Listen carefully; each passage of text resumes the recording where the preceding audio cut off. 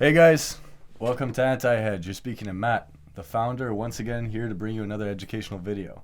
Now, before we begin, I just got to say one thing.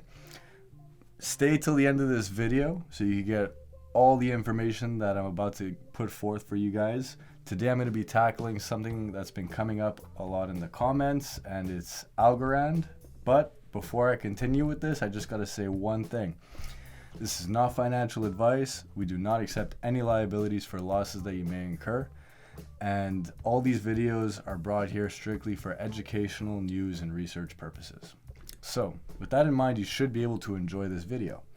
So like I said, today we're going to be talking about Algorand. And this is due to popular demand in the comment section. So this is for you guys to know that we're listening, we're watching, and we don't forget about you guys. You know, this is all for you in the end. So as we can see here, we're sitting at about $2.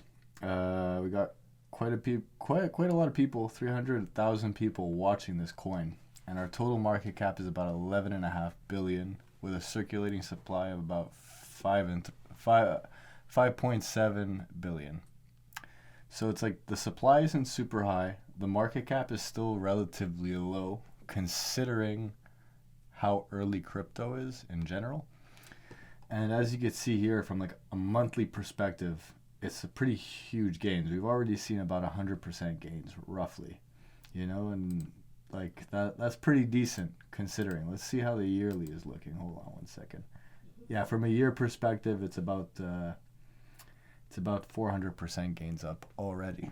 So I'm not gonna go too much into just the prices, this, that, the graphs. Doesn't really mean that much.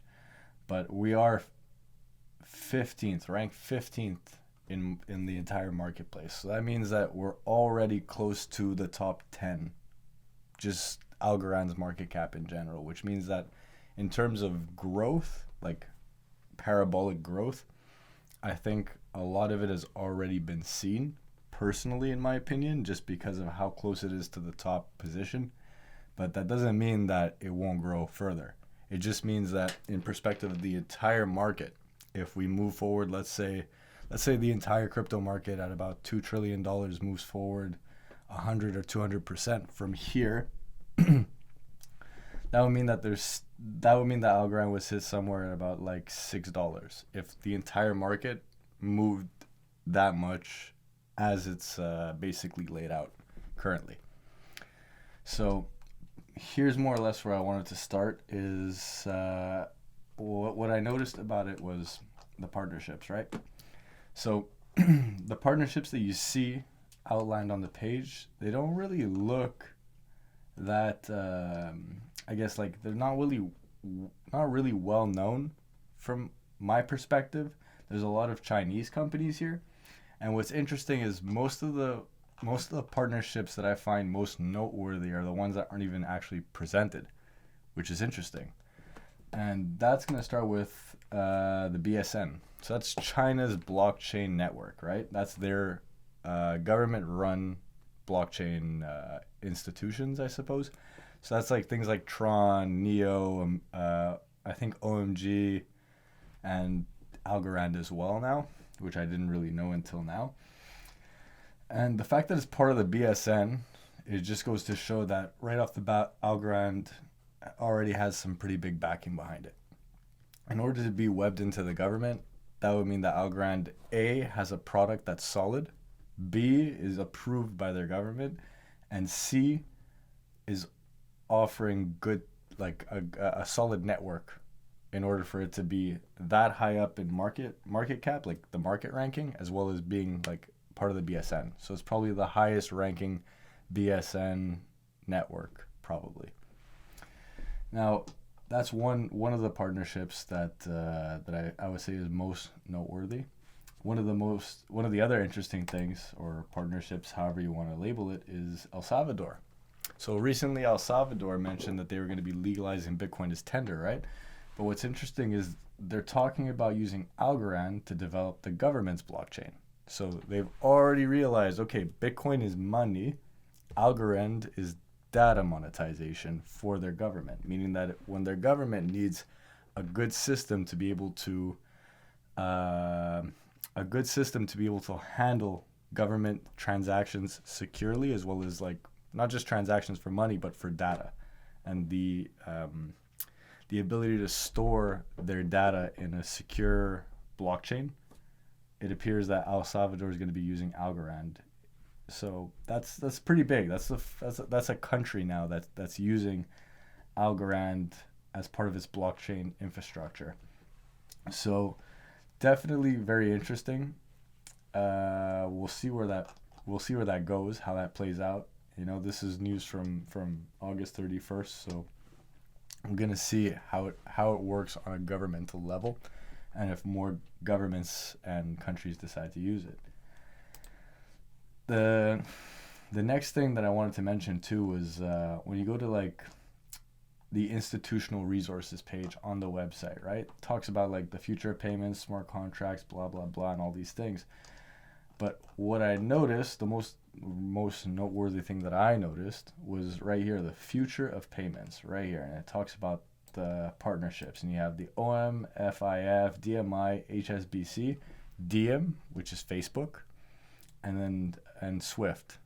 And Swift, I've mentioned it on this channel before. It's basically the messaging system that's used to make transactions globally on a governmental / country level, meaning that $1.25 quadrillion being moved on a Swift system with their messaging platform is basically, once again, potentially using Algorand, or at least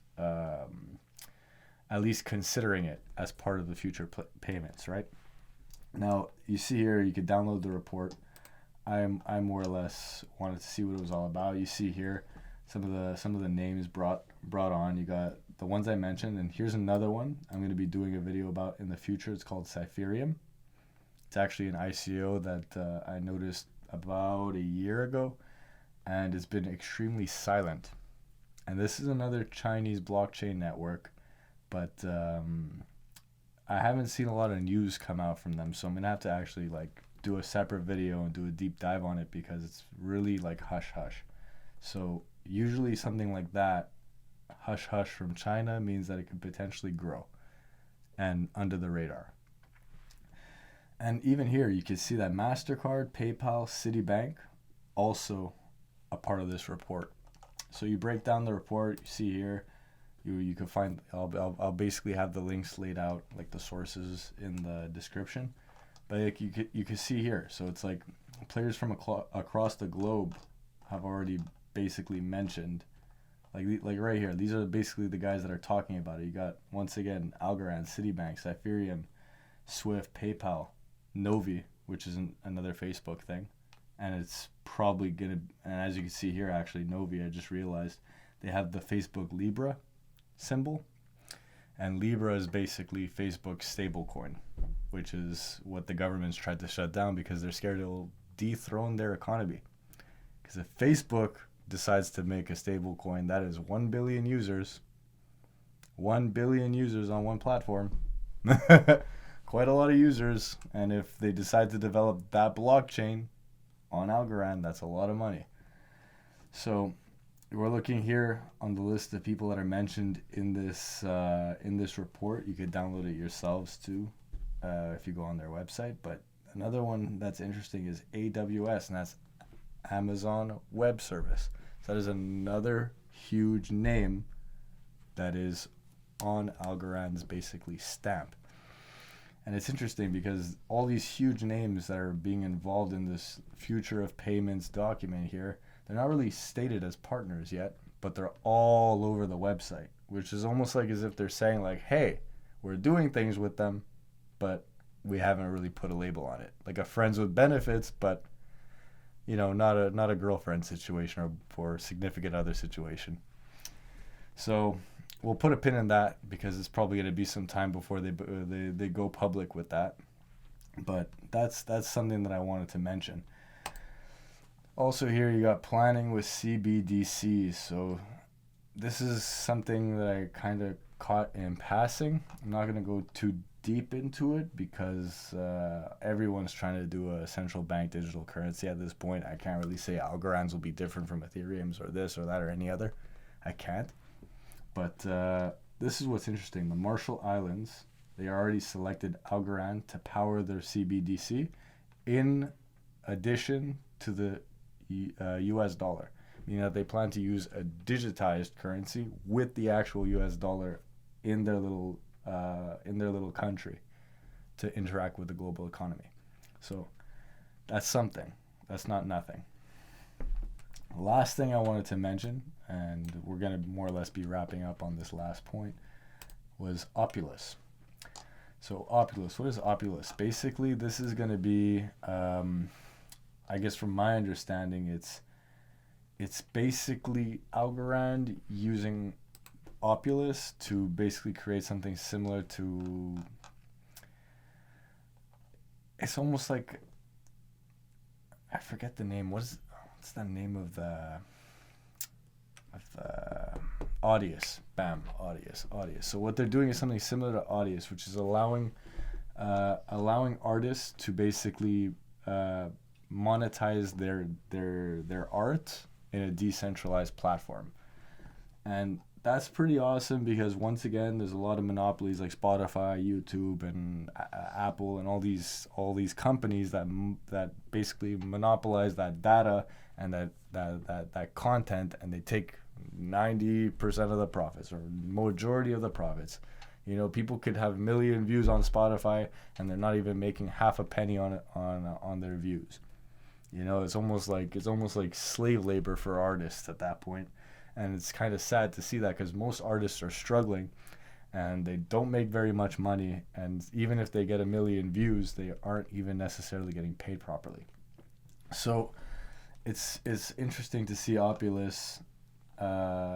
Basically, they coined it bringing DeFi to music. And I could see potential in that simply because people want to get paid for their work. People don't want to be putting out art and all these things and not getting paid for it anymore. You know, we're heading into a digital economy now where jobs are going to become more and more scarce as automation hits. So culture and music and things like this, it's almost like they're already preparing for that kind of infrastructure where more and more people are going to have to turn to the creative world to make their money. Now, I guess that more or less... Oh, look, and by the way, when I mentioned 90% of the royalties, like right here, it even says right here, 91% of the royalties, as well as their copyrights, get taken from them. So that's Algorand's, basically their selling point for Opulus. Now, I'm more or less just going to wrap it up on that, just to show you that Algorand seems like a pretty solid project. I would consider it probably a blue chip for crypto, meaning that it's something you could put your money into, and it's very likely it's not going anywhere anytime soon, similar to like Ethereum or Bitcoin or other blue chips in the space. So in terms of market growth, it still has room to grow. There's clearly partnerships, government interest. There's something behind it. It's not just a shit coin. It has partnerships. It has honorable mentions, and we'll wrap it up on that. So guys, like, comment, and subscribe. Definitely leave a comment if you have any other coins that you want research or any questions and anything like that. Soon we're going to have our Patreon set up, as well as like a Reddit page specifically for anti-hedge, so that way we could have a more interactive community and build it up for you guys to get more content. Take care.